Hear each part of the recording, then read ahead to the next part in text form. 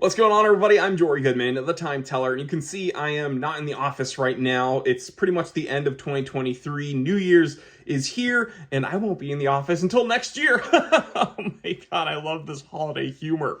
But speaking of the end of the year, I actually got a question during my last live stream about my most controversial opinion of 2023. And the thing is, like, on this channel, I don't really pull my punches, and I am well known for having like hot takes, and a lot of people really don't like my channel because of that. So it's hard for me to decide upon my most controversial opinion.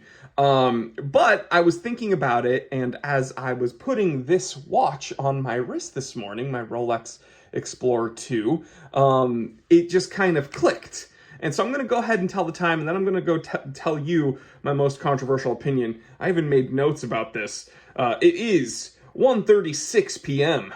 Let's get down to business. Again, my Rolex 16570 on the wrist. So I'm just going to go ahead and say it. Bracelets are not good.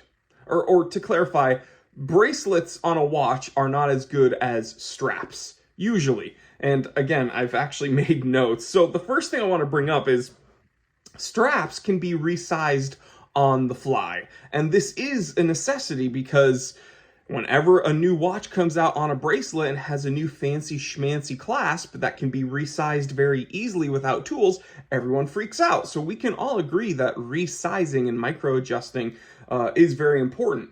And there's a reason why you would want to be able to resize your wristwatch, and it's because as your body's temperature changes, if you get hotter, your wrist will expand a little bit and make the watch a little bit tighter on your wrist. And then as you cool off, it will, get smaller. So you don't want your watch getting super duper tight when it gets hot out and then dangling, hanging off your wrist when it gets cooler out. It's just uncomfortable and annoying. Another reason is because if you are adding more layers on your wrist, or excuse me, on your body, thus making your wrist wider, if you're wearing certain straps, like a NATO strap, you can utilize the excess material to put the watch over your sleeve, and this comes in handy when you are in very, very cold climates. That was the initial intended use for, single piece straps and NATO straps that have excess material so that you can wear them over external layers. Another thing when we're talking about resizing bracelets and the whole headache of bracelets as a whole are links. Acquiring links, removing links, having to schmooze your AD to see if they'll even sell you an extra link, and then it's just a whole rigmarole, really annoying thing. This came on an Oyster bracelet. This Rolex was on a Oyster bracelet. I thoroughly enjoy that bracelet, but it's in storage because I put it on this. Crown and Buckle calls it a NATO strap, or I think they used to. I got this in 2017, but it's a single piece leather strap, and as my body's oils got mixed with the leather, as it's gotten roughed up and worn throughout the years, it builds even more character. And this brings me to the next point. Straps come in a multitude of materials and colors and shapes when we're talking about tapering, and bracelets it's just kind of a one-trick pony, right? So I can change the strap on this watch and totally change the look of it. It's much more distressed and kind of field watching and bespoke on this strap, but if I put this on a silicone strap, it'd look very, very sporty. If I wear it on the bracelet, again, very sporty. I could put this on a man cave leather, very nice strap, and make it look a bit more dressy. It's just, the options are endless. But straps, whether you put it on NATO, sailcloth, just a bunch of different materials, it changes the whole look of the watch, and leaving it on a bracelet, I think, is a disservice to your watch. The next thing I'd bring up is that wearability. Straps are often weight saving for your watch, depending on what material your watch is. If you have a total chocolate bar of a gold watch, and we call them chocolate bars because you know how like a Hershey bar comes with foil, and you can easily mar that foil because chocolate is very soft. Well, gold is the same way. Gold mars very easily. But if you have a big hunk, a gold bracelet, gold head, it's going to be a very heavy watch. Stainless steel can be heavy as well, depending on the size of the watch. Titanium, obviously going to be very, very light. But just in general, putting a watch where it's just the head of the watch on a strap, it's going to be a lighter, more wearable watch, in my opinion.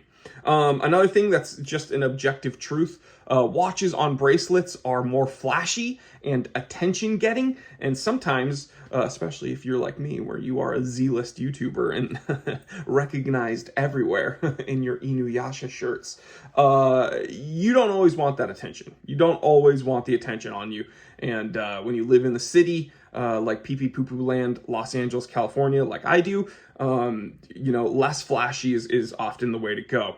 And then we kind of mentioned this a little bit earlier. The final thing I'd bring up is that bracelets scratch much easier than most straps. And I don't care because I wear my watches. If we got up close to this, you would see that I definitely rough up my watch. I don't care if it's a Rolex I'm going to wear. I'm going to bang it up. But for those of you who do care, a bracelet is going to get much more scratches noticeably than a strap will, and that's just because it's metal and it is what it is. But I know some people that put bracelets on every single one of their watches and they hate anything but metal, and that's perfectly fine. I am kind of the opposite, and I wasn't always like that, but as I've progressed in my watch collecting career, I've realized that the majority of my watches are not on their bracelets. Now, my Rolex President on its President's bracelet, that remains intact. That will stay because that's a very big part of the entire watch's persona in a way. And then other watches like my Vacheron with that really, really old gold bracelet, that will stay.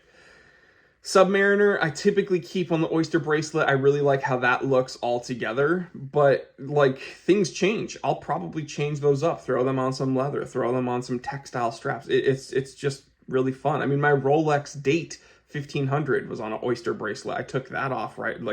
But I change it up, guys. I change it up. So who knows? Who knows what 2024 will bring? But this is easily what I think is probably my most controversial opinion of 2023. But please leave me a comment. Let me know what you think. Was I totally off base here with my bracelet hate? Or do you kind of see what I'm saying? And do you have any points that you'd add pro bracelet? Leave those in the comments. And if I missed something on my list, also leave that in the comments. Thank you so much for supporting me here and checking out my girlfriend's channel. I'm going to leave that in the link in the description below. And I'll catch you on the next one. Stay happy, stay healthy, stay blessed. I'm Jory Goodman, the Time Teller, and always remember, I didn't invent time. I just tell it. I love you guys. Happy New Year. Let's end this one strong, and let's enter 2024 even stronger. Love you guys.